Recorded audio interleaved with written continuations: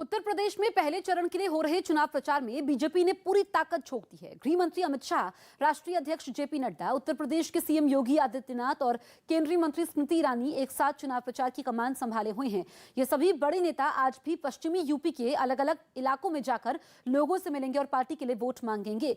गृह मंत्री अमित शाह मुजफ्फरनगर और देवबंद में घर घर जनसंपर्क अभियान कार्यक्रम में हिस्सा लेंगे। इस सरकार के कार्यकाल में गृह मंत्री का ये पहला देवबंद दौरा होगा। सुबह करीब 11 बजे अमित शाह प्रभावी मतदाता संवाद कार्यक्रम में हिस्सा लेंगे, जिसके बाद वो 12:30 बजे सदर विधानसभा में जनसंपर्क अभियान में शामिल होंगे। दोपहर 2:10 पर वो देवबंद बाजार पहुंचेंगे और जनसंपर्क कार्यक्रम में शामिल होंगे।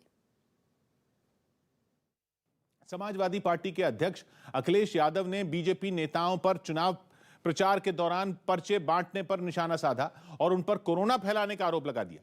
अखिलेश ने यह मुद्दा तब उठाया है जब बीजेपी के कई बड़े नेता घर घर जाकर प्रचार करने में जुटे हैं और इस प्रचार अभियान के दौरान बीजेपी नेताओं की तरफ से पर्चे बांटकर लोगों से वोट देने की अपील की जा रही है। इसी बात पर अखिलेश यादव ने बीजेपी को घेर लिया। भारतीय जनता पार्टी के लोग पर्चा भी बांट रहे हैं तो कोरोना फैलाने के लिए बांट रहे हैं ऐसे करके। लेकिन बीजेपी ने अखिलेश के आरोपों को सिरे से खारिज कर दिया और उन पर यह आरोप लगाया कि वो जनता के बीच में जाने तक से घबरा रहे हैं। आखिरकार क्या कारण है कि अखिलेश यादव जी हिम्मत नहीं जुटा पा रहे कि वो जनता के बीच में जाएं? कोरोना की वजह से चुनाव आयोग ने रैली, रोड शो और जनसभाओं पर पाबंदी लगा रखी है और इसी वजह से बीजेपी घर घर जाकर प्रचार करने में जुटी है।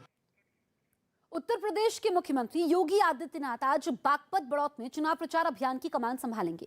वो 12:30 बजे बागपत जिला अस्पताल पहुंचेंगे और कोरोना के संबंध में हालात का जायजा भी लेंगे, जिसके बाद वो बागपत में ही प्रभावी मतदाता संवाद कार्यक्रम में हिस्सा लेंगे और घर घर जाकर लोगों से मुलाकात करेंगे। इसके बाद वो छपरौली मतदाता संवाद कार्यक्रम में हिस्सा लेंगे। शाम करीब 4 बजे वो मुरादनगर जाएंगे और वहां भी प्रभावी मतदाता संवाद कार्यक्रम में हिस्सा लेंगे।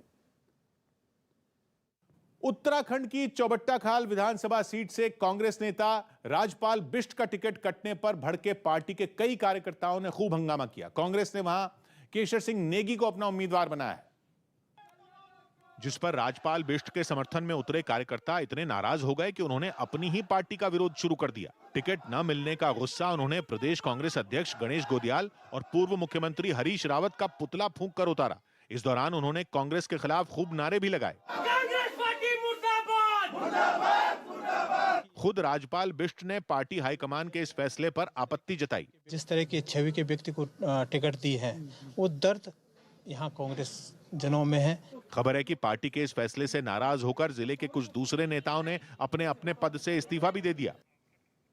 अहमदाबाद के धंधुका हत्याकांड में शक की सुई 2 मौलवियों पर टिक गई, क्योंकि जांच के बाद यह बात सामने आई कि किशन भरवाड़ की हत्या की साजिश अहमदाबाद और मुंबई के 2 मौलवियों ने मिलकर रची थी और आरोप है कि हत्याकांड को अंजाम देने के लिए अहमदाबाद में रहने वाले मौलवी ने ही बदमाशों को हथियार मुहैया करवाया था।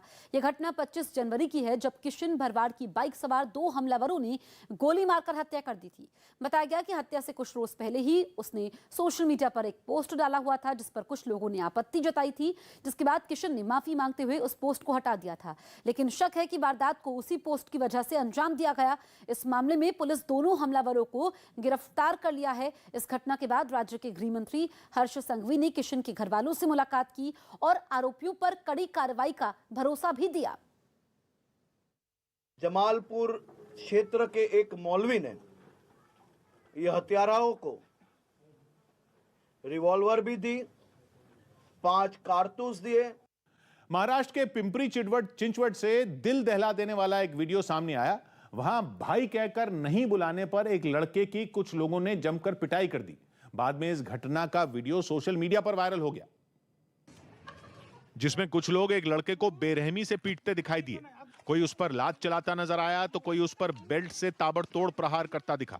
इस दौरान वो लड़का रोते हुए उनसे माफी की गुहार लगाता रहा, लेकिन उन लोगों पर इसका कोई असर नहीं हुआ। मारपीट से पहले उस लड़के को जमीन पर पड़े बिस्किट खाने के लिए भी मजबूर किया गया। वीडियो में वो लड़का घुटनों के बल बैठकर जमीन पर गिरे बिस्किट को मुंह से उठाता दिखाई दिया, जबकि इस दौरान वहां खड़ा एक आदमी उससे गाली गलौज करता रहा।